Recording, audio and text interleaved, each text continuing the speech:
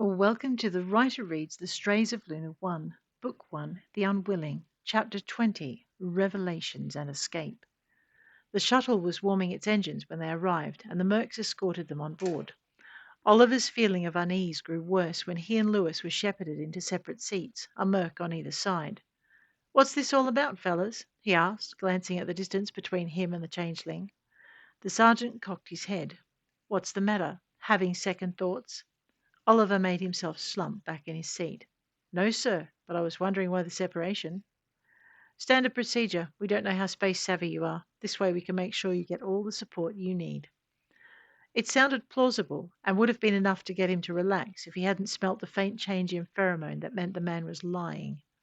Keeping his body semi-relaxed was hard, but he closed his eyes, reading the shuttle's ascent through the pressure that kept him in his seat and the changing note of its engines.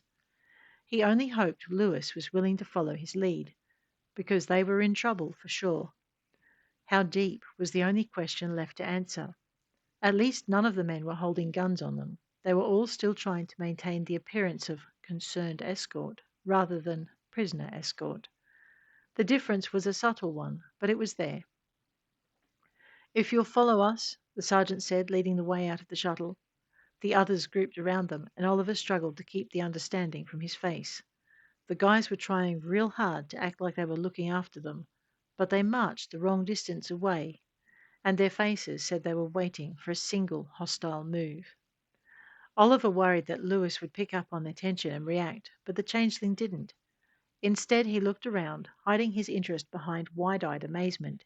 He didn't say he'd never been on an orbital, but anyone watching him would have thought that was the case. Oliver just hoped the man wasn't laying it on too thick. If he was, no one commented. If the Mercs knew their true history, they didn't let on. Oliver surveyed the area around them and worried, but he followed where they wanted him to go and didn't bother asking questions. The door from the concourse led them straight into a large reception area with the recruiting desk standing out like a beacon. To Oliver's surprise, they weren't taken to the recruiting desk, but past it, through an entrance guarded by a biometrical system and a system of manual override that allowed the team and its two new recruits to pass through.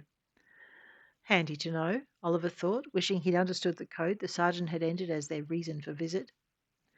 "Do they have internet here?" Lewis asked. "I'd like to call my girlfriend, let her know we've arrived safe." "Internet privileges and family calls will be reinstated once you've passed basic training," the Merc sergeant informed him. He indicated the door. "If you'll step this way." As if they had any choice. The door had swished closed behind them, and there really was only one way they could go. They were shown to yet another small room, identically furnished to the transit quarters. Oliver turned as they stepped through, but the mercenary leader blocked his path. "If you'll wait, Mr. Carlyle, someone from recruiting will be with you shortly." Oliver didn't believe a word of it. For one thing, the man's scent had sharpened with anticipation, and still stank of lies. Given the way the other members of his team were already stepping back and fingering their blasters, Oliver knew he had little choice. If he got himself shot, there'd be no one to protect Lewis from whatever was coming down the pipe. Oliver raised his hands and stepped back into the room, allowing them to close the door. He didn't need wolf hearing to know when the lock was turned. "They know," Lewis grated. Oliver raised a brow. "Do they?" he asked. "You know they do," the changeling sneered. He punched the wall. "And they're probably listening in right now." Oliver climbed onto the top bunk and stretched out. "Then you'd better close your mouth, hadn't you?" The snarl that ripped out from between Lewis's jaws was barely human, and Oliver propped himself up on one elbow. He slid his hand into the front of his fatigues and pulled his tablet out far enough for Lewis to catch sight of it. "Now go lie down," he ordered, sliding the device free and shielding it from view with his body as he passed it to Lewis. Lewis obeyed, taking it as he stepped in to glare into Oliver's face before sliding onto the bottom bunk. It didn't take him long to spot the data point Oliver had seen from the doorway and plug in. "Better be quick," Oliver told him. "I don't know how well they're monitoring us." "Well, now they know they have to," Lewis grumbled, and Oliver lowered the second item he kept hidden. "A jammer?" "Temporary. It's on now, but I'm about to turn it off so they don't detect it. You got anything to say, you say it now. Otherwise, just tell me you hate me and I'll turn it back on again, okay?" Oliver held the gemma where Lewis could see it as he flicked it off. Go to sleep, he rumbled, knowing Lewis would do no such thing. Like I can, the man griped. Don't make me come down there. Fine, have it your way. He felt a silence, and Oliver waited. As far as he was concerned, Lewis was lucky. He was the one with something to do.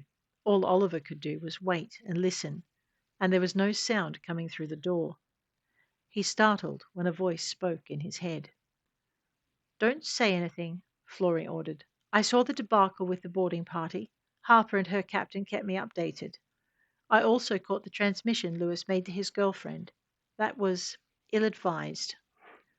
So you know where we are? He asked her, and Florey sighed. You walked right into one of the most mercenary of mercenary companies, and like the captain said, that figure is enough to tempt most. Exarch need no tempting. They just make the business decision that's best for their coffers. New recruits aren't it. Any advice? I tell you to hang tight, but that's not an option in this case. Exarch are already placing the call. Their next step will be to hold a bidding war, and I can't hope to raise the capital to secure ownership. Neither can you. So, if I help you again, it's likely to deplete what few funds you have left. And our other option is? Oliver asked. Florey sighed. I see your point. You'll have to move fast. I hate you, Lewis snarled from the bottom bunk. Don't use that jammer, Florey ordered. I'll speak to him. Did you hear me? Lewis asked, coming up over the side of the bunk. Oliver saw the moment Florey hacked his friend's implant because Lewis froze, his eyes taking on a faraway look.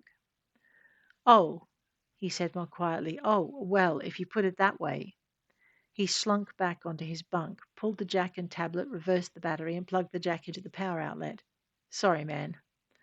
I told him to, Florey chipped in. Now let me link you up.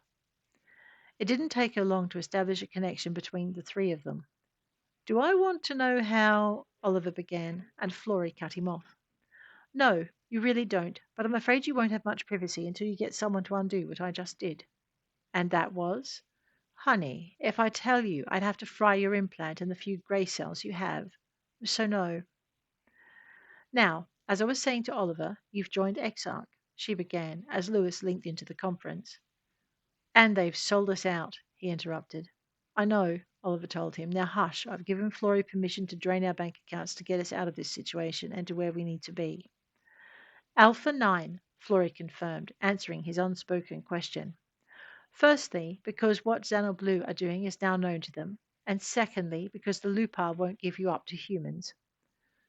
There's a downside to that as well, isn't there? Lewis asked, voicing the question Oliver hadn't wanted to ask. Yes, Florey admitted. You'll need to join whatever pack the lupar mercenary group belongs to, and they'll expect your service for a set number of years. Life? Oliver wanted to know. Not all of them, Florey told him. It will depend on who you join and the circumstances.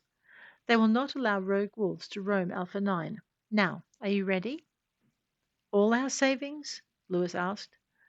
I'm afraid so, Mr. Havisham, and that's with a substantial discount on the normal fees.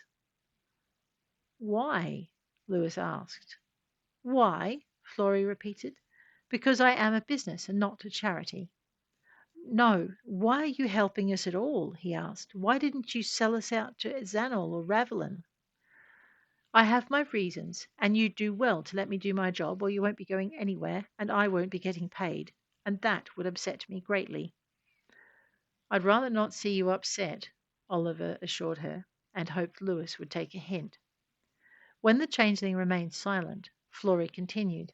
As I said, I had contingencies in place for if you attempted to contact your girlfriend, but they did not account for her having a dedicated device for you, or for that device to be hacked by Ravelin employees and hooked up to a separate machine. Had I not been scanning to Despoir, you'd now be unable to extricate yourselves. Now, I need you both to lie still for about 5 minutes. Judging from the way the negotiations are going, you have another hour, maybe 2, before anyone comes to check on you. They did as she told them, and listened as she updated them on what had happened after they'd left. The handover of the data went well, Florey told them. However, since your personal safety was not part of the original agreement, I was not allowed to add it.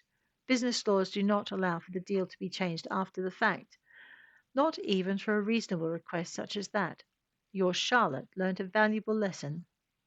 She waited for either of them to say anything, and went on when they didn't. Charlotte was paid, and was not happy when I added the current termination fee with early release penalties. I don't think she fully understood the extent of the difficulties you were in, and Zanel's discovery of the operation in progress. A fact that I have since discovered was guaranteed. Ravelin wanted Zanel to pick you up, and I'm almost certain they were going to film your treatment at the company's hands before rescuing what was left of you. Their regrets at not being able to act on time to save your lives was quite touching, to read it in draft form. Oliver swallowed. And would we? Would you have survived? Florey asked. Knowing she would not see it, Oliver resisted the urge to nod. Yes. Oh, yes, dear. The same file that held your death notices had your employment contracts drafted and ready to sign. You wouldn't have liked them, since they indentured you to the company for the rest of your lives, but you would have survived. I want to do more than survive, Oliver told her. I want to live. That's a tall order for a man in your position, she replied. I can do my best to get you free of here. Living with what you find afterward will be up to you. That doesn't sound very promising, Lewis noted. There was a shrug in Florey's words as she replied, It's the best I can do. And how do we know you won't just take the money and run? Lewis asked, and Oliver wanted to kick him. Florey, however, replied, Given I could have turned you both in before you left Lunar One, that's rather a stupid question, even for you. What do you mean by that? Lewis demanded, and Florey sighed. I mean, you were the one who called your girlfriend, and on an undisclosed device, I might add. Next time, you should do yourself the favor of asking why your girlfriend keeps your contact limited to an exclusive device no one else knows about. You mean that wasn't her only number? Oh, and you should do your homework on who your girlfriend really is, Florey continued. But we don't have time for that now. You need to move, and I need you to do exactly as I say. Is that understood? Ready when you are, Oliver told her. Lewis's single-syllabled yes was sullen at best.